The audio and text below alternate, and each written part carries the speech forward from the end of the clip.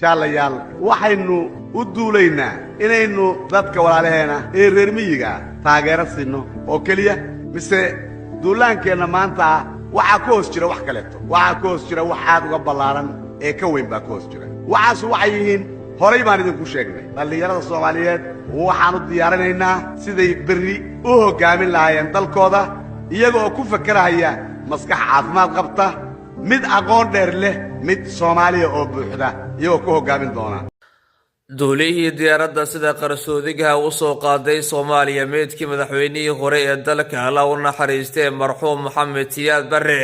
ayaa markii ugu horeysay ka hadlay howlgalka asaasiga ah uu fuliyay sanad ka hor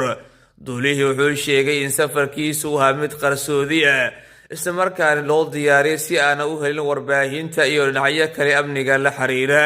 wuxuu xuseen amarada ay fulinayeen ay ka yimaadeen mas'uuliyiin sare isla markaana uu dareemayay culays nafsiyadeed iyo cabsi la xiriirta xaaladihii amniga dalka xilligaas ay ka jireen sida uu sheegay diyaaradda lagu soo qaaday meedka marxuum Siyaad Barre waxay ka soo dooshay dalka dibadiisa waxaana si gaar ah loogu doortay waqtiga in garoonka lagu soo dejiyo si loogu fogaado wax kale qalaasa ama amniga la xiriira duulihii wuxuu intaasi ku daray ujeedada ugu weyn howlgalkaasi ay ahayd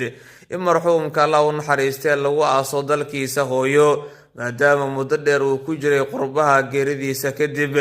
hadalkan cusub ay imaanay xilli wali ay jiraan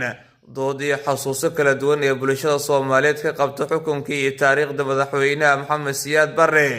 iyadoo dad badan ay warkaan warbaahinta mid iftiiminaysa dhinacyo qarsoon ee taariikhda Allah u naxariistay Siyaad Barre